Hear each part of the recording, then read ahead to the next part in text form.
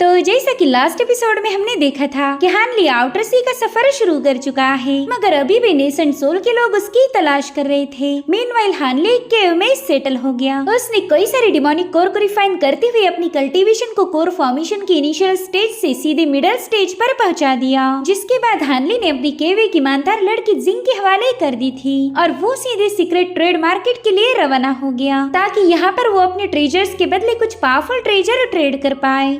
अब आगे तो इस एपिसोड की शुरुआत में हम देख पाते कि हानली आउटर सी के अंडरग्राउंड मार्केट में पहुंच चुका है। उस जगह पर कई सारे रेसिडेंट्स बनाए गए थे जहां पर डिमोनिक बीस्ट से बचने के लिए ह्यूमंस ने पनाह ली। वहां पर कई सारे ऐसे अनाथ बच्चे थे जिनकी फैमिलीज को डिमोनिक बीस्ट ने डिस्ट्रॉय कर दिया। हानली को तो ऐसे बच्चों के साथ एक अलग सी हमदर्दी थी। वहाँ का गाइड हानली को बताता है कि थोड़ी देर में कोर फॉर्मेशन स्टेज के कल्टीवेटर्स की मीटिंग होने वाली है, बस आप थोड़ा सा आराम कीजिए, जैसे ही मीटिंग शुरू होगी आपको इनवाइट किया जाएगा। तो हानली अपने रूम में जाकर ट्रांसफॉर्मेशन टेक्निक को प्रैक्टिस करने लगा। इसका यूज करके हानली लोगों को अपना फेक फॉर्म दिखा सकता है। नेसेंट सोल के मिडिल लेवल और उसके ऊपर के स्टेज वाले पर्सन के अलावा कोई भी उसकी रियल पहचान देख नहीं पाएगा। इसलिए हानली कभी जैंग, कभी मानहुजी, एल्डर वांग, जुआन को ऐसे अलग अलग फॉर्म्स ट्राई करने लगता है, मगर फाइनली उसने अपने ही ओल्डर वर्जन को सिलेक्ट किया। उतने में ही हानली को एक्सचेंज मीटिंग की अनाउंसमेंट सुनाई देती है, जिसमें उसे भी इनवाइट किया गया था।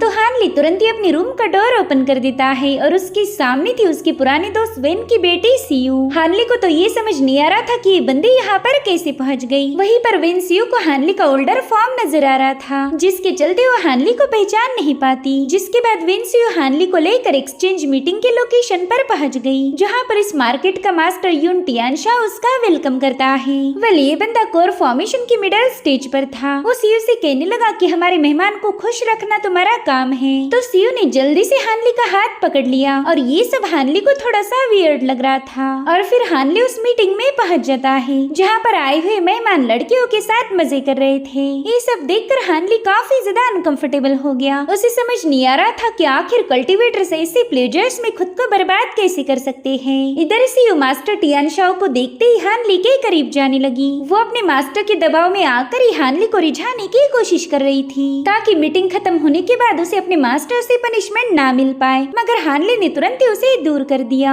अब यहाँ पर वो मिस फैंग को भी देख पाता है, यानी कि यहाँ सब मेलोडियस सेक्ट की ही लड़कियाँ थी, जो देखकर हानली के सामने सबसे बड़ा सवाल खड़ा हो गया कि आखिर इनकी सेक्ट लीडर जिलिंग कहाँ पर है। हानली को इतना तो समझ आ गया कि ये लोग जबरदस्ती यहाँ पर रखे गए हैं। और फिर उतने में यून टियानशा ने एक्सचेंज मीटिंग को स्टार्ट कर दिया। सभी लोग उन्होंने हासिल किए हुए ट्रेजर्स को शो कर रहे थे, लेकिन हानली के हिसाब से ये सब बस मामूली से ट्रेजर्स है। उसने इन कल्टीवेटर्स को जरूरत से ज्यादा ही बहादुर समझ लिया था। और फिर हानली उन्हें अपने ट्रेजर्स शो करता है, जिन्होंने सभी के होश उड़ा दिए। वहाँ पर हम मिस्टर सन नाम के कल्टीवेटर को भी देख पाते हैं, जिसके ट्रेजर्स ने हानली का ध्यान खींच लिया था, क्योंकि उसके पास 8वें रैंकिंग के डिमोनिक बीस्ट की बोन थी और ऐसे 8वें रैंकिंग के बीस्ट की तलाश हानली को थी। इसलिए वो एल्डर सन से कहता है कि आपके पास 8वें रैंकिंग वाले बीस्ट की बोन है, यानी कि आपको उस बीस्ट की केव कहाँ पर है ये भी पता होगा। अगर आप मुझे बस उस केव का लोकेशन बता दो तो मेरे इस ट्रेजर में से आप कोई भी मटेरियल ले सकते हो। जिस पर सन कहता है कि आपका ऑफर काफी ज्यादा टेम्पटिंग है, मगर ये बोन मुझे किसी ने गिफ्ट की थी, इसलिए मैं आपको केव का लोकेशन नहीं बता पाऊंगा। जो सुनते ही हानली दिल ही दिल में सोचने लगा कि वाकई यहाँ आकर मैंने बस अपना वक्त जाया किया है। यहाँ से मुझे कोई ट्रेजर तो छोड़ो, केव का लोकेशन भी नहीं मिलने वाला। और उतने में सीयू से कहती सीनियर, शायद मैं आपको 8वीं रैंकिंग के बीस्ट के केव तक ले जा सकती हूँ। जो सुनते ही सभी लोग सीयू का मजाक उड़ाने लगे। वहीं पर मिस फैंग भी उसे डांटती हुई कह रही थी कि सीयू, ये सीनियर कल्टीवेटर्स की मीटिंग है, इसे तुम बेवजह इंटरप्ट मत करो। लेकिन सीयू हानली को बताने लगी कि मुझे उस बीस्ट का लोकेशन पता है, मैं भला आपसे बेवजह झूठ क्यों बोलूंगी। तो हानली कहता है ठीक है, मैं इस लड़की की बात पूरी सुनना चाहूंगा। तो सीयू से बताती है कि कुछ दिनों पहले मैं एक विंड ब्रेक डीमन का शिकार होने वाली थी, और ऐसे डिमोनिक बीस्ट हमेशा अपने अडल्ट बीस्ट ड्रेस के साथ ही रहा करते हैं। हानली को भी पता था कि विंड ब्रेक बीस्ट विंग्स वाले बीस्ट के साथ ही रहा करते हैं, यानी कि ऐसे बीस्ट जिनके पास पावरफुल विंग्स के साथ साथ शेप शिफ्ट करने की एबिलिटी है। तो इन्हीं बीस्ट की केव के पास डीमनी को ग्रास मिलने के चांसेस थे। उतने में सीयू से कहते कि सीनियर, अगर आप मेरी एक विश पूरी करो तो मैं खुद आपको उस केव तक ले जा सकती हूँ। सीयू की इस बात पर तो यून टियानशा काफी ज्यादा भड़क जाता है, मगर फिर भी सीयू हानली के सामने रिक्वेस्ट करने लगी कि प्लीज मुझे इस जहन्नुम से आजाद कीजिए और मैं आपको उस केव तक ले जाऊंगी। उस उसकी बातें सुनकर वहाँ मौजूद सभी लड़कियाँ काफी ज्यादा शॉक हो गयी। वहीं पर यून टियानशाओ कहता है कि सीयू, क्या तुमने इस जगह को जहन्नुम बोला? हाँ, तुमने यही बोला था। देखो, अभी तक तो मैंने तुम सभी लड़कियों को काफी अच्छे से ट्रीट किया है, इसलिए मैं ये तुम्हारी पहली गलती समझकर माफ करता हूँ, मगर आइंदा से सोच समझकर अपना मुंह खोलना। उतने में हानली कहता है, मेरे दोस्त, ये लड़की चाहती कि मैं इसे यहाँ से बाहर ले जाऊँ, तो हमने एटलीस्ट इसकी बात तो सुन ही लेनी चाहिए। अब हानली की बातें सुनते ही वो सभी लोग समझ गए थे कि अब यहाँ पर मसला होगा। इधर यून टियानशाओ अपने गुस्से को कंट्रोल करते हुए हानली से माफी मांगने लगा। वो कह रहा था कि कल्टीवेशन करने से इसका दिमाग खराब हो चुका है, इसलिए तो ये पागलों जैसी बकवास कर रही। मगर कोई नहीं, मैं इसे लड़कियों को लाइन पर लाना अच्छे से जानता हूँ। जिसके बाद वो अपने सिपाहियों को सीयू की स्पिरिचुअल पावर को सील करके उसे कन्फाइन करने का हुक्म देता है। मगर उसी वक्त हानली ने उन सर्वेंट्स को रुकने का इशारा कर दिया। वो यून टियानशाओ से कहने लगा कि इस लड़की के पास केव का लोकेशन है, तो तुम इसे मेरे साथ जाने दो और बदले में ये सारा ट्रेजर तुम रख सकते हो। दरअसल ये डील टियानशाओ के लिए काफी ज्यादा फायदेमंद थी, लेकिन वो कहता है कि यहाँ से अगर सीयू गई तो बाकी की लड़कियां भी बगावत पर उतर आएगी। अगर ये सब यहाँ से 1 बाय 1 चली गई फिर तो मेरा बिजनेस ठप हो जाएगा ना। माफ कीजिए, लेकिन मैं अपने बिजनेस को बंद नहीं करना चाहता, तो क्यों ना हम एक दूसरा काम करें। इस लड़की से लोकेशन उगलवाने की जिम्मेदारी मेरी है, आप बस उस केव की फिक्र करें और इस लड़की को तहजीब मैं सिखा दूंगा। जिस पर हानली कहता है कि मैं तुम्हारे ऑफर को अप्रिशिएट करता हूँ, और फिर हानली अपनी सीट से उठकर सेंटर में आ जाता है। वो कह रहा था कि ये लड़की चाहती है कि मैं इसे यहाँ से आजाद करूँ, तो अब तुम बताओ मैं इसकी बात कैसे टालूंगा। यहाँ पर कितने सारे लोग हैं, लेकिन इस बंदी ने बस मुझसे ही मदद मांगी, इसलिए मैं इसे मना नहीं कर सकता। जिस पर टियानशाओ कहता है कि छलांग लगाने से पहले दूरी का अंदाजा लगा लेना चाहिए। तुमने बिना कुछ सोचे समझे मेरे ऑफर को ठुकरा दिया। और अब वो अपनी पावर्स को एक्टिवेट करते हुए हॉल में मौजूद कई सारे स्पीयर्स को हानली पर पॉइंट कर देता है, और फिर उसके एक ही इशारे पर वो सारे स्पीयर्स हानली पर अटैक करने लगे। मगर किसी एक स्पीयर की जरूरत नहीं होती कि वो उसे टच कर पाए। जिसके बाद हानली स्माइल करते हुए उन सारे स्पीयर्स को एक ही पल में डिस्ट्रॉय कर देता है। उनमें से कुछ स्पीयर तो टियानशाओ पर भी थ्रो हो चुके थे, और अब हानली ने अपनी लाइटनिंग सोर्ड को समन कर लिया। उन शानदार सोर्ड के सेट को देखकर ही वहाँ मौजूद लोगों के पसीने छूट गए, और फिर हानली की सोर्ड्स ने सीधा उस बंदे को वहाँ की दीवार पर हिट कर दिया। साथ ही कुछ तलवारें तो उसके पास जाकर धस गई थी, और उनमें से कुछ तलवारें हानली के पीछे जाकर तैनात हो गई। इधर यून टियानशाओ घायल होकर नीचे पटक गया था। वो कहता है कि अगर तुम इस बंदी को यहाँ से ले जाओगे तो तुम बहुत बड़ी मुसीबत में फंस सकते हो, और उसकी यही खोखली धमकी हानली को खटक गई। उसने अपनी स्पिरिचुअल पावर का यूज करते इस बंदे को सप्रेस करना शुरू कर दिया, जिससे टियानशाओ को गजब का दर्द हो रहा था। उसने अपनी जिंदगी की इतने सालों में भी ऐसी पेन आज तक विटनेस नहीं की थी, और अब उसे एक विजन नजर आता है जहाँ पर हानली अपनी बैम्बू सोर्ड से माउंटेन को चीरते हुए उसके सामने अपनी सोर्ड लेकर बस उसे अपना रौब दिखा रहा था। उसका ऐसा फॉर्म देखते ही टियानशाओ तो डर के मारे थर-थर कांपते हुए पीछे हटने लगा। हानली के सामने तो वो बंदा बस किसी रेंगते हुए कीड़े जैसा नजर आ रहा था, और तभी हानली उसे गुस्से में शांत रहने का हुक्म देता है। हानली के बस इस हेवी प्रेशर से टियानशाओ इंटरनली बुरी तरह से घायल हो चुका था। वहीं पर हम दूसरे कल्टीवेटर्स को भी देख पाते हैं, जो कि हानली का कहर देखते ही लड़कियों से दूर हो गए। और अब हानली टियानशाओ से कहता है कि मैं इस लड़की को डेफिनेटली यहाँ से ले जाने वाला हूँ। साथ ही मैं तुम्हें सलाह दूंगा कि मेरे सामने कोई धमकियाँ नहीं चलने वाली, वरना मैं अपसेट हो जाऊंगा और फिर ये जगह थोड़ी देर में एक जहन्नुम में तब्दील हो जाएगी। साथ ही वो अपने सोर्ड की ऑरा रिलीज करते हुए वहाँ पर अपना डोमिनेंस भी शो करता है। अब वहाँ किसी माइकेलाल में हिम्मत नहीं थी कि वो हानली के खिलाफ एक भी लफ्ज बोल पाए, और वाकई गाइस ये सीन कमाल का था। अब हानली वहाँ से कल्टीवेटर की कॉपर शीट कलेक्ट करके कहने लगा कि मैं ये आपके साथ एक्सचेंज करना चाहता हूँ। तो उस बंदे ने भी हानली से एक डिमोनिक कोर कलेक्ट कर ली। साथ ही हानली ने अपने कुछ ट्रेजर टियानशाओ के पास भी फेंक दिए थे। वो कहता है कि मैं तुम्हारी फीमेल कल्टीवेटर को यूं फ्री में तो नहीं ले जाऊंगा। वो क्या है ना, मुझे अपनी पावर्स का शो ऑफ करना अच्छा नहीं लगता, इसलिए ये सारे ट्रेजर तुम अपने पास रखो, और मैंने इसके बदले में इस बच्ची की आजादी खरीद ली है। अब वो दोनों वहाँ से जा ही रही थी कि तभी मिस फैंग कहती, सीनियर कुछ महीने पहले ही हमें एक एंशिएंट ट्रांसपोर्टेशन फॉर्मेशन मिला है, अगर हम उसे रिपेयर अगर कर पाए तो हम लोग इनर सी ऑफ स्टार्स में पहुंच जाएंगे। बस उसके लिए हमें एक आखिरी मटेरियल की जरूरत है जिसे फैंटाजम स्टोन के नाम से भी जाना जाता। तो मटेरियल हम लोग काफी मुश्किल से अरेंज कर पाए। दरअसल पफी क्लाउड सेक्ट का लीडर मियाओ हमें वो मटेरियल देगा, लेकिन उसे बदले में सीयू चाहिए। तो अगर उस मटेरियल को हासिल करने में आप हमारी मदद करो तो फिर आप सीयू को बेझिझक यहाँ से ले जा सकते हो। जिस पर हानली कहता है कि सीयू की कीमत तो ऑलरेडी मैंने तुम्हारे मास्टर को पे कर दी, और रही बात तुम्हारी इस डील की तो मुझे इसमें जरा भी दिलचस्पी नहीं, और ना ही मैं वेला हूँ जो यहाँ पर समय बर्बाद करूंगा। जिसके बाद वो सीयू को लेकर वहाँ से रवाना हो गया। अब कुछ दिनों के बाद ही हानली सीयू को लेकर अपने केव में पहुँच जाता है। वो उसे बता रहा था कि यहाँ पर स्पिरिचुअल एनर्जी ज्यादा मात्रा में नहीं है, मगर फिर भी ये कल्टीवेशन के लिए एक बेस्ट प्लेस साबित होगी। साथ ही यहाँ आते हुए रास्ते में मैंने तुम पर लगाया हुआ ट्रेसिंग मैजिक मार्क भी हटा दिया है। अब तुम बिल्कुल फिक्र मत करो क्योंकि वो लोग तुम्हें ढूंढ ही नहीं पाएंगे। तुम इस केव में आराम से रह सकती हो। जब भी मुझे किसी चीज की जरूरत होगी मैं तुम्हें बुला लूंगा। इधर वेंसी सोचती कि मैंने क्या कर दिया, ये बंदा तो काफी ज्यादा बुढ़ा है और अब मुझे इसके साथ पता नहीं क्या क्या करना पड़ेगा। तभी हानली उससे पूछता है तुम क्या सोच रही हो, जिस पर वो कहती ना सीनियर जब भी आप रेडी हो जाओ मुझे बुला लेना। तो हानली को शक हो गया कि कहीं ये कुछ गलत बातें तो नहीं सोच रही, और इससे तो अब हानली को भी हंसी आ रही थी। जिसके बाद हानली उस बंदे से हासिल की हुई कॉपर शीट को चेक करने लगा। हानली को याद आता है कि ऐसे कैरेक्टर उसने चीज सप्रेसिंग आर्ट के मैनुअल पर देखे हुए थे। ये कैरेक्टर्स दिखने में सेम तो थे मगर इनमें थोड़ा सा डिफरेंस था। तो हानली ने उसमें अपनी स्पिरिचुअल पावर इन्फ्यूज कर दी, जिसके चलते उसके सामने टोटल 36 जेस्चर क्रिएट हो गए। जिससे हानली को पता चला कि डिमोनिक बीस्ट जब बॉर्न हुए थे तब शायद उनके पास कल्टीवेशन करने के लिए स्पिरिचुअल ऑरा मौजूद नहीं थी। तो शायद इन हाई डिमोनिक बीस्ट ने खुद की कल्टीवेशन मेथड को क्रिएट किया होगा, और ये सारी 36 जेस्चर उसी कल्टीवेशन मेथड को रिप्रेजेंट करते थे। हानली सोचता है कि अगर मैंने इन डिमोनिक बीस्ट की कल्टीवेशन मेथड का यूज किया तो पता नहीं मेरे माइंड पर इसका कैसा असर पड़ेगा।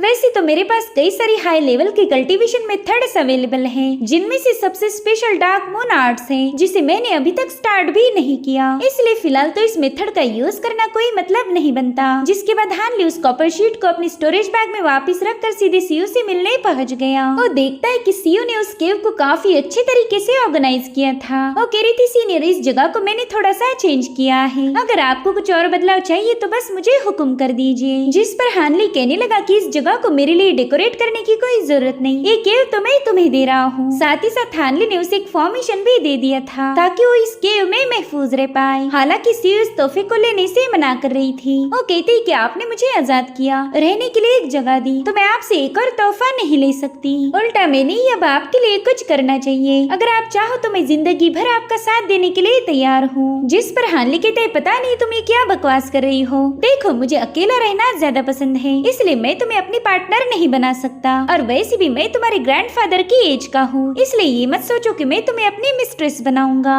जो सुनते ही सीयू काफी ज्यादा खुश हो गई। वो कहती सीनियर मिस फैंग ने जिस टेलीपोर्टेशन फॉर्मेशन की बात की थी वो वाकई में एग्जिस्ट करता है, अगर हमने उस फॉर्मेशन को एक्टिवेट किया तो हम वापिस से इनर सी में जा पाएंगे। तो हानली उससे पूछने लगा कि बताओ इनर सी में तुम किसके पास जाना चाहती हो। तो सीयू जवाब देते हुए बताने लगी कि मैं मेरी सेक्ट लीडर जीलिंग और सीनियर हानली के लिए काफी ज्यादा परेशान हूँ, पता नहीं वो दोनों जंग के इस माहौल में किस हालात में होंगे। हानली तो ये सुनकर ही काफी ज्यादा सरप्राइज्ड हो गया कि सीयू अभी भी उसकी इतनी ज्यादा फिक्र करती है। वो उससे पूछ रहा था कि मेलोडियस सेक्ट तो इनर सी में मौजूद है, फिर तुम लोग यहाँ पर आउटर सी में कैसे पहुँच गए। तो सीयू उसे बताने लगी कि कुछ सालों पहले जब वर्ल्ड हेवन हॉल ओपन हुआ था तब हमारी सेक्ट लीडर जीलिंग ग्रैंड एल्डर जिनकुई के साथ कुछ हब कलेक्ट करने वहाँ गई, और उनकी जाति डिमोनिक सेक्ट के कुछ पावरफुल कल्टीवेटर्स हमारे सेक्ट में पहुँच गए। हमारा मेलोडियस सेक्ट पूरी तरह से उनके कंट्रोल में चला गया। मिस फैंग को भी उन लोगों ने काफी ज्यादा ब्लैकमेल किया था, और फिर हमें हेवनली स्टार सिटी के टेलीपोर्टेशन फॉर्मेशन का यूज करके जबरदस्ती यहाँ भेज दिया गया,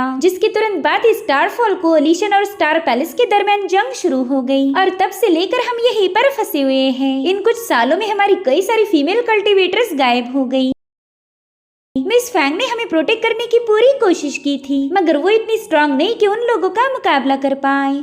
ये सब सुनकर हानली काफी ज्यादा परेशान हो गया। वो सोचता है कि डिमोनिक सेक्ट के लोग स्टार सिटी में बस मेलोडियस सेक्ट को कैप्चर करने आए थे। ये कोई इत्तेफाक तो नहीं हो सकता, जरूर से मेलोडियस सेक्ट का कोई सीक्रेट है और उसे जानने के लिए डिमोनिक सेक्ट ने इतनी बड़ी साजिश रची। जिसके बाद वो सीयू से उस डिमोनिक बीस्ट की केव का लोकेशन पूछने लगा तो सीयू उसे विंड ब्रेकर बीस्ट के बच्चे का ट्रैक दिखा देती है। वेल, इसका लोकेशन था वंडर्स डेप्थ आइलैंड के ब्लैक स्टोन सिटी में। हानली को कुछ दिनों पहले ही पता चला था कि ये सिटी तो बीस्टली टाइड की वजह से पूरी तरह से डिस्ट्रॉय हो गई। शायद इसी बीस्ट ने उस सिटी को बर्बाद किया होगा। तभी सीयू से बताने लगी कि ब्लैक स्टोन सिटी पर अब डिमोनिक बीस्ट रूल करते हैं, इसलिए प्लीज आप वहाँ पर थोड़ा सा केयरफुल रहना। जिस पर हानली कहता है, बच्ची मैं वो दाव कभी नहीं खेलता जिसमें बाजी मेरे हाथ से निकल जाए, इसलिए तुम मेरी फिक्र बिल्कुल मत करो। और हाँ, ये मेरी केव तुम्हारे उस मार्केट से काफी ज्यादा दूर है, तो टियानशाओ यहाँ तक पहुँच भी नहीं पाएगा, मगर फिर भी मैं चाहता हूँ कि तुम इस फॉर्मेशन को एक्टिवेट रखो। यहाँ पर 20-30 सालों तक लगातार कल्टीवेट करना, इससे तुम आसानी से कोर फॉर्मेशन पर पहुंच जाओगी, क्योंकि तुम्हारे पास काफी अच्छे स्पिरिचुअल रूट्स है, इसलिए कड़ी मेहनत करके कोर को फॉर्म कर लो। और आखिरी बात,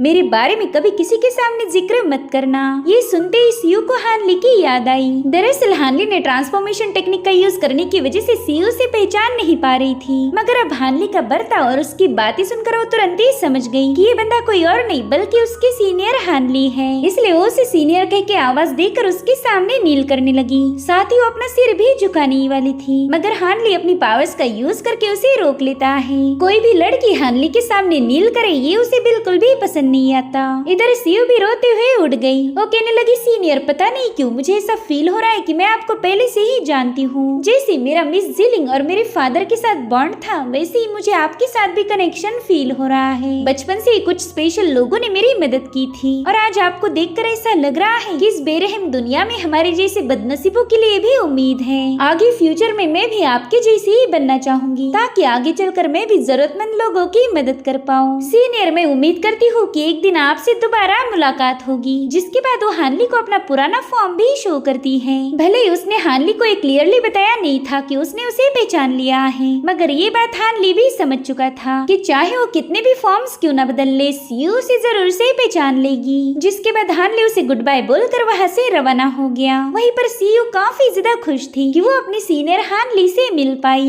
अब हमें सीधा 1 महीने बाद की कहानी दिखाई गई, जहाँ पर हम बर्बाद पड़ी हुई ब्लैक स्टोन सिटी को देख पाते हैं। वेल, अब इस सिटी पर पावरफुल डिमोनिक बीस्ट रूल करते हैं और इन्हीं डीमंस के दरमियान हानली पहुंच चुका था। उसे तो इस शहर की हालत देखकर यकीन नहीं हो रहा था कि वही पुरानी ब्लैक स्टोन सिटी है, जहाँ पर कुछ सालों पहले बस रौनक ही रौनक थी। साथ ही साथ फेंगजी का इंच गोल्ड पवेलियन भी वीरान पड़ा था और वहीं पर हानली को विंड ब्रेकर बीस्ट का बच्चा नजर आया, जो कि उसी गोल्ड पवेलियन के सामने खेल रहा था। ये वही पवेलियन है जहाँ पर हानली की फेंगजी से मुलाकात हुई थी और तभी वहाँ मुझे डिमोनिक बीस्ट की हानली पर नजर पड़ी, मगर हानली जल्दी से छुप जाता है। साथ ही साथ वहाँ पर कुछ डिमोनिक बीस्ट भी तैनात थे, तो हानली अपने एक स्पिरिचुअल प्लांट को शो करके उसमें से एक डिमोनिक बीस्ट को अपनी तरफ बुला लेता है। हानली ने उस डिमोनिक बीस्ट को उसके साथियों से अलग करते हुए उस पर एक स्नेक अटैक कर दिया था और अब थोड़ी देर में हम वहाँ पर एक और बीस्ट को देख पाते हैं, जो कि अपने हाथ पाव को एडजस्ट कर रहा था और ये है चौथी रैंकिंग का डिमोनिक बीस्ट हानली। दरअसल यहाँ पर हानली ने अपनी ट्रांसफॉर्मेशन टेक्निक का यूज किया था, जिसके बाद वो भी वहाँ मौजूद डिमोनिक बीस्ट में शामिल होने चला गया। अब वहाँ पर हम 2 डिमोनिक बीस्ट को डिस्कशन करते हुए देख पाते हैं। एक बीस्ट कह रहा था कि जल्द ही हमारा नया किंग राजगद्दी पर बैठने वाला है, जो कि मुझे तो काफी ज्यादा इम्प्रेसिव लग रहा। जिस पर वो दूसरा बीस्ट कहते हैं, ना मुझे तो इसमें जरा भी खुशी नहीं हो रही। मेरे ग्रैंडपा ने मुझे बताया था कि हमारा पुराना राजा द थंडर रॉक काफी ज्यादा पावरफुल थे, मगर वो पहला डीमन ये मानने के लिए तैयारी नहीं होता, इसलिए वो किसी तीसरे डीमन से उसकी राय पूछने लगे और उन्हें सवाल पूछने के लिए हानली ही मिलना चाहिए था क्या। वो उससे उनकी भाषा में पूछ रहे थे कि बताओ नया राजा पावरफुल है या फिर पुराना, मगर हानली को तो बस क्याओ क्याओ की आवाज ही सुनाई दे रही थी, इसलिए वो भी जवाब के तौर पर क्याओ क्याओ क्याओ करने लगा। जो देखो डीमन उसे अपनी भाषा में कह रहा था कि मैं तुमसे एक सवाल पूछ रहा हूँ और तुम हो के परिंदे जैसे काव काव कर रहे हैं। और तभी वो दूसरा डीमन कहता है, अरे छोड़ो यार, कौन पावरफुल है और कौन कमजोर है ये हमें कुछ ही दिनों में पता चल जाएगा।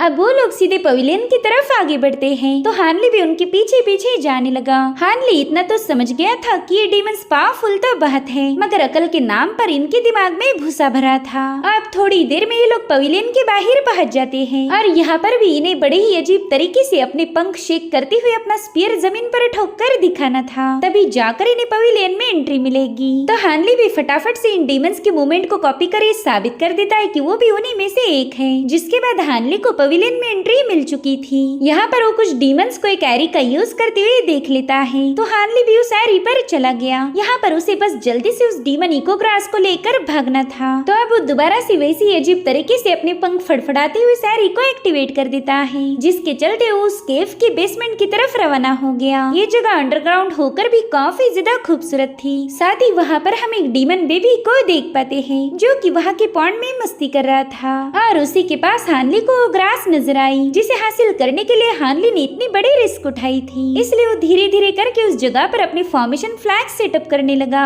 उसने नोटिस किया कि ये पॉन्ड क्रिस्टल क्लियर होने के बावजूद भी हानली उसका बॉटम देख नहीं पा रहा था। इनफैक्ट यहाँ की स्पिरिचुअल ऑरा भी हद से ज्यादा प्योर और स्ट्रॉन्ग थी। शायद इसी वजह से 8वें रैंकिंग के डिमोनिक बीस्ट ने इसी जगह पर अपना अड्डा बनाया। वो दिल में ही उस डिमोनिक बच्चे से कहने लगा कि बस एकदम शांत रहो, मुझे बस उस ग्रास को लेना है और फिर मैं तुरंत ही दफा हो जाऊंगा। मगर तभी उस बच्चे ने हानली को देख लिया। तो हानली भी उसे प्यार से कुक्कू कुक्कू बोलकर बहलाने लगा, जो कि काफी ज्यादा फनी सीन था। और तभी वो बच्चा हानली को अपनी भाषा में बताने लगा कि जरा इस ग्रास को देखो, ये कितनी ज्यादा खूबसूरत है ना। पता है मैंने इसे अपने हाथों से प्लांट किया था, ये मेरी सबसे स्पेशल हर्ब है। मगर हानली को तो घंटा समझ नहीं आता कि ये बच्चा आखिर बोल क्या रहा है, इसलिए उसने अपनी ब्लेड से तुरंत ही उस ग्रास को काट दिया। तो फाइनली वो डीमन को ग्रास हानली के कब्जे में आ चुकी थी। मगर उस ग्रास के कटने से ही उस बच्चे ने अपने पाँव पटक पटक कर रोना शुरू कर दिया। हानली को तो समझ ही नहीं आ रहा था कि अब वो इस बच्चे का रोना बंद कैसे करेगा। और उतने में ही हानली को एक बहुत ही डरावनी सी डिमोनिक आवाज आई, इसलिए वो जल्दी से अपनी बैम्बू लाइटनिंग सोर्ड को बाहर निकाल कर अटैक के लिए तैयार हो गया। और डिमोनिक आवाज उससे कह रही थी कि तुम इतने बड़े होकर भी एक छोटे से बच्चे को बुली कर रहे हो, थोड़ी तो शर्म करो यार। हानली को वहाँ पर कोई भी नजर नहीं आ रहा था, इसलिए उसने जल्दी से अपनी सेलेस्टियल बीड को भी कंज्यूम कर लिया ताकि उसकी पावर्स में इजाफा हो जाए। उसे कोई आइडिया नहीं थी कि अब उसे किसका मुकाबला करना होगा। और उतने में वो बंदा उसके सामने आ जाता है। वो कह रहा था कि बिना इजाजत दूसरों के घर में घुसना बहुत बुरी बात है, एटलीस्ट तुमने मुझे हाय हेलो तो बोलना ही चाहिए था। वेल ये है हानली का वाइन वाला फ्रेंड फिंगजी। इधर वो बीस जोर जोर से रो रहा था। तभी फिंगजी कहता चुप हो जाओ, देखो तो हमारे घर पर मेहमान आए हैं। और फिर वो हानली से कहता है ये लो, एक बार फिर से हमारी मुलाकात हो गई, ये जरूर से हमारी किस्मत में लिखा होगा। तो हानली भी फिंगजी को देखकर अपने रियल फॉर्म में आ जाता है। वो कह रहा था सीनियर मेरे यहाँ आए बस 5 मिनट हुए और आपने इतनी जल्दी मुझे पकड़ भी लिया। जिस पर फिंगजी हंसते हुए कहने लगा कि सच बताओ तो तुम्हारी ट्रांसफॉर्मेशन टेक्निक गजब की है, मगर मैंने इतने सालों में काफी अच्छी कल्टीवेशन में प्रोग्रेस की और उसी की बदौलत मैं तुम्हें पहचान पाया, वरना तो तुम्हें रिकॉग्नाइज करना मेरे बस की बात नहीं थी। इधर हानली सोचता है कि ये बंदा खुद 8वीं रैंकिंग का डिमोनिक बीस्ट है, अगर हमारे दरमियान फाइट हुई तो फिर मुझे ना चाहते हुए भी इसके खिलाफ सेलेस्टियल आइस फ्लेम का यूज करना पड़ेगा। और तभी फिंगजी वहाँ से गायब होकर सीधे हानली की सोड पकड़ लेता है। साथ ही उसने हानली की सोड भी उससे छीन ली थी, और वो भी हानली को कुछ रियलाइज होने से पहले। इससे हम अंदाजा लगा सकते हैं कि बंदा कितना ज्यादा पावरफुल है। यानी कि अगर इस बंदे ने गलती से भी हानली पर अटैक किया तो कुछ समझने से पहले ही हानली जन्नत में पहुंच जाएगा। आप फिंगजी कह रहा था वाह ये सोड तो कमाल की है, मेरे ख्याल से यही तुम्हारा नेटल मैजिक ट्रेजर होगा, तुमने तो इसे काफी अच्छे से रिफाइन किया है। खैर अभी सोड्स तुम रख दो, इन्हें मुझ पर पॉइंट करने की जरूरत नहीं है। अगर तुम्हें अभी भी ऐसा लगता है कि मैं तुम्हारा ड्रिंकिंग पार्टनर हूँ तो तुम मुझ पर भरोसा रख सकते हो। जो सुनते ही हानली ने अपनी सारी सोड्स को अपने स्टोरेज बैग में कलेक्ट कर लिया। फिंगजी उससे कह रहा था कि मुझे स्मार्ट लोगों से बात करना काफी ज्यादा पसंद है, शायद पहला मैंने कभी भी तुम्हें अपने बारे में कुछ नहीं बताया। तो मेरा नाम है फिंगजी और अब मैं चाहता हूँ कि तुम भी मुझे अपना रियल नाम बताओ। तो हानली भी उसे ग्रीट करके अपना नाम ली फेयू बता देता है। तो फिंगजी उससे कहता है ली फेयू, इस सिटी में आने के बाद यहाँ पर तुम्हें काफी कुछ बदला हुआ नजर आ रहा होगा, तो क्यों ना तुम मेरे साथ चलो, मैं आज तुम्हें इस ब्लैकस्टोन सिटी की सैर कराता हूँ। इधर हानली तो काफी ज्यादा कंफ्यूज था कि आखिर फिंगजी ने उसे खत्म क्यों नहीं किया। आफ्टर ऑल वो उसकी टेरिटरी में बिना इजाजत घुस गया था। तो फिंगजी के इंसिस्ट करने पर हानली उसे फॉलो करने लगता है। वहाँ पर अब बस डीमंस का राज था। उसमें से एक डीमन तो हानली से पूछता है कि तुम्हारी जंजीरें कहाँ पर हैं। खैर हानली को समझ नहीं आता कि ये डीमन उससे पूछ कर रहा। तभी फिंगजी उस डीमन को बताता है कि इनसे पोलाइटली बात करो, ये मेरा दोस्त है। साथ ही साथ वो हानली को भी समझा रहा था कि डीमंस और ह्यूमंस के दरमियान सदियों से दुश्मनी है, इसलिए तुम्हें अपने खिलाफ डीमंस के स्ट्रॉन्ग इमोशंस महसूस होंगे, इसलिए मैं चाहता हूँ कि तुम इन डीमंस की बातों पर बिल्कुल तवज्जो मत दो। वेल ये है वंडरस डेप्थ आइलैंड। यहाँ पर कई सारी प्रजातियों के डिमोनिक बीस्ट पाए जाते हैं, मगर हमारे फेदर रेस के डीमंस काफी ज्यादा कम हो चुके हैं, क्योंकि हमें कभी भी कोई प्रॉपर घर मिला ही नहीं जहाँ पर हम अच्छे से सेटल हो पाए। यहाँ पर हानली देखता है कि डीमन रेस भी सेम टू सेम इंसानों जैसी कम्युनिटी में सेटल हो गई है। हानली कह रहा था कि ये आइलैंड स्पिरिचुअल एनर्जी से भरपूर है और साथ ही साथ यहाँ से टेलीपोर्टेशन भी किया जा सकता, शायद इसी वजह से आपने इस जगह को सिलेक्ट किया। जो सुनकर फिंगजी कहता है, वाह ली फेऊ, तुम्हारा अंदाजा तो कमाल का है। अब मुझे यकीन होता जा रहा कि मैंने गलत घोड़े पर इन्वेस्ट नहीं किया था। जिसके बाद वो हानली को लेकर एक हॉल में पहुंच गया। साथ ही साथ उस पूरी जगह पर सायरन बजने लगे थे, जिसे सुनते ही सभी डिमोनिक बीस्ट उस हॉल की तरफ रवाना होने लगे। वहीं पर फिंगजी हानली को बता रहा था कि मैं कई सालों से इनर सी में रहता आया हूँ और मुझे देखकर ताज्जुब होता है कि तुम्हारे जैसे कमजोर इंसान बस थोड़ी सी कल्टीवेशन और एक्सटर्नल मटेरियल का यूज करके हमारे डीमन क्लैन को कितनी आसानी से हरा सकते हैं। जबकि देखा जाए तो डीमन क्लैन के पास गॉड गिफ्टेड पावर्स है, मगर फिर भी 10,000 सालों से तुम लोगों ने डीमंस पर डोमिनेट किया। बताओ तुम्हें क्या लगता है कि इसके पीछे वजह क्या होंगी? आखिर ह्यूमंस कमजोर होकर भी इस दुनिया पर राज क्यों करते आए? जिस पर हानली कहने लगा कि सीनियर मुझे नहीं पता इस सवाल का जवाब क्या है। तो फिंगजी उसे जवाब देते हुए बताने लगा कि ह्यूमंस और डीमंस का दिमाग और उनकी समझ अलग है। हम अलग अलग कल्टीवेशन पाथ को फॉलो करते, भले लाइफ एंड डेथ स्ट्रगल ही क्यों ना हो, हमारा उसे देखने का नजरिया अलग होता है। और अब फिंगजी उस हॉल में आगे बढ़ता है। सभी डीमंस उसे प्रोटेक्ट कर रहे थे, साथ ही यहाँ पर उसकी फेदर रेस की एक बहुत बड़ी आर्मी भी मौजूद थी। जिसके बाद फिंगजी एक फ्लोटिंग डायस पर जाके उन सभी डीमंस को एड्रेस करने लगा। वो कहता है कि हम फेदर रेस के डीमन पैदा होने के बाद ही हमारा अधिकार है फ्लाई करना, आसमान में ऊंची उड़ानें भरना। ये धरती हमें एक जगह पर बांध नहीं सकती, ना ही समंदर हमें रोक सकता है। हम हवा से बातें करते और वहीं पर रूल करते, यानी कि हम इस आसमान के मास्टर्स हैं। जो सुनकर वो डीमंस उसे चीयर्स करने लगे। फेंगजी कह रहा था कि पास्ट में हमारे साथ जो कुछ भी हुआ उससे हम अलग हो गए, पूरी दुनिया में बिखर गए, लेकिन अब हमें हमारा घर मिल चुका है। चाहे फिर वो फ्लड ड्रैगन की रेस हो या फिर सी डीमन बीस्ट हो, हम सभी को हमारा किंगडम मिल चुका है। और फिर अचानक से वो पूरी जगह शेक होने लगी। जिसके बाद वहाँ पर एक विशाल जायंट स्टेचू बाहर आ जाता है, जो कि था द थंडर रॉक का, यानी कि इन डीमंस के पहले राजा का। उस स्टैचू को देखते ही सभी डीमंस खुशी से झूम उठे और हानली को समझ नहीं आ रहा था कि वो फिलहाल यहाँ से बाहर कैसे निकलेगा। इधर फिंगजी अपनी रेस को बता रहा था कि हजारों सालों से हम क्योटिक स्टार्स में गुलामों जैसे रहते आए, मगर अब वक्त आ चुका है कि हम अपना अधिकार छीन ले और इस काम में विंड एंड थंडर हमारा साथ देंगे। जब तक हमारे जिस्म में खून का एक कतरा है, हम तब तक अपनी ग्लोरी को हासिल करने के लिए फाइट करेंगे। जिसके बाद फिंगजी अपना ब्लड एसेंस निकाल कर थंडर रॉक पर उसका अभिषेक करता है। तो सभी डीमंस भी अपना ब्लड सैक्रिफाइस करके एक कसम खाने लगे कि इस जंग में वो फिंगजी का मरते दम तक साथ देंगे। जो काम थंडर रॉक कभी नहीं कर पाया वो फिंगजी ने कर दिखाया था। उसने अपने इरादे जाहिर करते हुए सभी डीमंस का दिल जीत लिया। अब सेरेमनी खत्म होते ही फिंगजी हानली के पास पहुंच गया। वो कह रहा था कि तुम तो बड़े ही सही टाइम पर यहाँ आ गए। आज ही हमने अपने अल्टर को पब्लिक करना था। आज के बाद ये प्लेस ऑफिशियली दूसरी दुनिया से रिकनेक्ट हो जाएगा। बस एक बार ये प्रोसेस पूरी हो जाए, फिर चाहे किसी भी रेस के डीमन हो या इंसान, हम उन्हें चुनने का मौका देंगे। अगर उन्होंने हमारे फेदर रेस को एक्सेप्ट किया तो हम खुद उन्हें प्रोटेक्ट करेंगे। वो हमारी ही दुनिया का एक हिस्सा बन सकते हैं। और तुम तो पहले से ही मेरे दोस्त हो। जिसके बाद वो हानली की तरफ दोस्ती का हाथ आगे बढ़ाता है, मगर उससे हाथ मिलाना या नहीं इसके बारे में हानली श्योर नहीं था। वो कहता है, सीनियर आप सिर्फ मुझे अपने साथ जोड़ना नहीं चाहते, बल्कि आपका कुछ और भी मकसद है। जो सुनते ही फिंगजी ने अपना हाथ पीछे खींच लिया। हानली कहता है कि जहाँ तक मैं समझ पा रहा, आप सिर्फ फेदर रेस के डीमन को रिवाइटलाइज नहीं करना चाहते, बल्कि आपको पूरी डीमन रेस का किंग बनना है।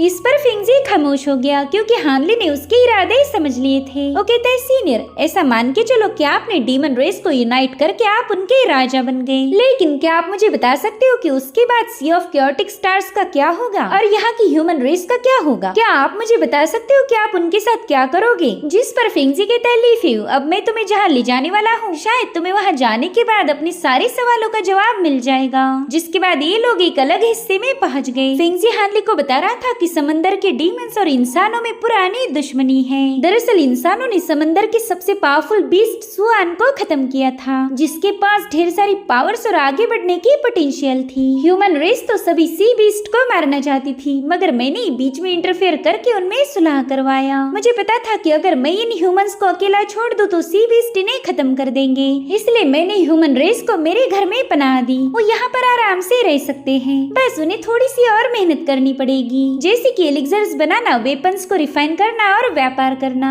इंसानों के अलावा कोई और इन कामों को अच्छे से कर नहीं सकता, और यहाँ मौजूद हर एक शख्स के पास कोई न कोई यूनिक एबिलिटी है। साथ ही यहाँ रहने वाली ह्यूमन रेस को रियलाइज हो गया है कि उन पर समंदर के बीस्ट अटैक नहीं कर पाएंगे, हमारे होते हुए तो बिल्कुल नहीं। खैर फिलहाल तो मेरी पावर्स लिमिटेड हैं, लेकिन मैं एक ऐसी दुनिया बनाना चाहता हूँ जहाँ पर सारी रेसेस एग्जिस्ट कर पाए। यहाँ पर कोई किसी का दुश्मन नहीं होगा, चाहे फिर वो पावरफुल डिमोनिक रेस हो या फिर ह्यूमन कल्टीवेटर्स हो, उन दोनों को साथ ही रहना पड़ेगा। जिस पर हानली कहता है सीनियर, अगर सच बताओ तो इंसान और डीमंस में कोई पुरानी दुश्मनी नहीं है। इस दुनिया में जितने भी लोग या फिर डीमंस रहते आए उनमें बस स्ट्रगल है ताकि वो खुद को बेहतर बना पाए। हजारों सालों पहले पूरे सी ऑफ कैओटिक स्टार्स में डीमंस का राज था, तब तो ह्यूमंस यहाँ आए भी नहीं थे, और मैं ये बात गारंटी के साथ कह सकता हूँ कि तब भी डीमंस आपस में झगड़े करते होंगे। अगर एक घर में कई सारे बर्तन हैं तो आपस में जरूर टकराएंगे, इसलिए मैं नहीं मानता कि ह्यूमंस और डीमंस पुराने दुश्मन हैं। बस बात तो इतनी है कि इनकी स्ट्रगल्स ने इन्हें बदनाम कर दिया।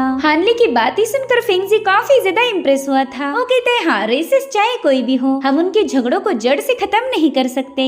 जिस पर हानली कहता है सीनियर, आपने जिस दुनिया का जिक्र किया था, अगर आप उसे एस्टेब्लिश कर पाए तो मैं जरूर से उस दुनिया को देखना चाहूंगा। जिस पर फेंगजी हंसते हुए कहने लगा कि पहली बार जब हमारी मुलाकात हुई थी तभी मैं समझ गया था कि तुम सबसे अलग हो, और अब तो तुम मुझे और भी ज्यादा पसंद आ रहे। ली फेयू, मैं चाहता हूँ कि इस कैओटिक स्टार्स को बदलने में तुम मेरा साथ दो। वहीं पर हानली सोच में पड़ गया कि फेंगजी एक डीमन होकर भी इसके इमोशन इंसानों से भी ज्यादा स्टेबल है। ऐसा फील भी नहीं हो रहा कि मैं एक डीमन के साथ बात कर रहा हूँ। मुझे तो समझ भी नहीं आ रहा कि मैं इस बंदे पर यकीन करूँ या नहीं। तो फेंगजी से कहने लगा कि आपका विजन काफी ज्यादा डिफरेंट है, और मुझे नहीं लगता कि मुझ में इतनी खूबियाँ है कि मैं आपका साथ दे पाऊंगा। जिस पर फेंगजी कहने लगा कि कल्टीवेशन सिर्फ फाइटिंग या फिर किलिंग पर डिपेंड नहीं होता, इसमें कई सारी और भी चीजें मैटर करती हैं। चलो आओ मेरे साथ, मैं तुमसे बात करना चाहता हूँ। वहीं पर हानली दिल ही दिल में कहने लगा कि तुम बोल रहे थे कि कल्टीवेशन में फाइटिंग और किलिंग ही इम्पोर्टेंट नहीं होती, लेकिन वही तो इम्पोर्टेंट है ना। अगर मैं तुम्हारा मुकाबला कर पाता तो कब का तुम्हें हरा के यहाँ से भाग निकलता।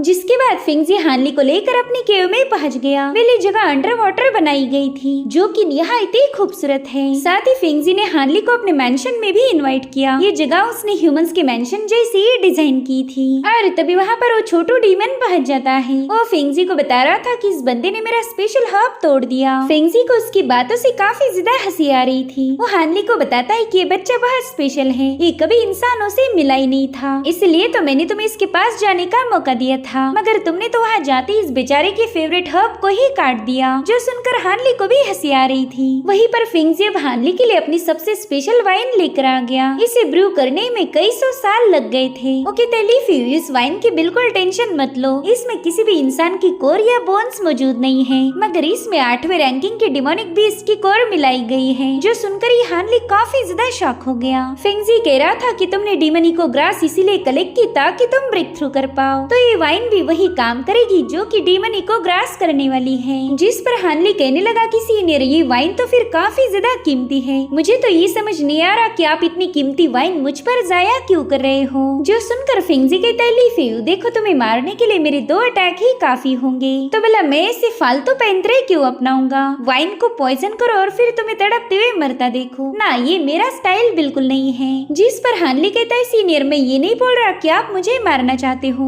एक्चुअली हमारी ह्यूमन रेस में एक कहावत है, नो गेन विदाउट पेन, तुम्हें फ्री में कुछ भी नहीं मिलने वाला। तो अब इतनी स्पेशल वाइन पीने से पहले मुझे भी आपको कुछ ऑफर करना चाहिए। जिस पर फेंगजी हंसते हुए कहता है, आओ लीफी, यहाँ पर बैठ जाओ। तुम्हारी ह्यूमन रेस में दोस्ती के नाम पर टोस्ट किया जाता है, क्यों, सही कहा ना? तो समझ लो ये जाम हमारे दोस्ती के नाम है। हानली को लग रहा था कि अगर अब उसने फेंगजी की बात नहीं मानी तो फेंगजी गुस्सा हो जाएगा, इसलिए हानली फेंगजी के पास बैठकर अपनी वाइन को एंजॉय करता है। लेकिन वाइन को कंज्यूम करते ही उसकी कोर में बहुत ही स्ट्रॉन्ग सेंसेशन महसूस होने लगे, और इसी के साथ एपिसोड यहीं पर एंड हो जाता है। Thank you so much for watching, bye bye, take care.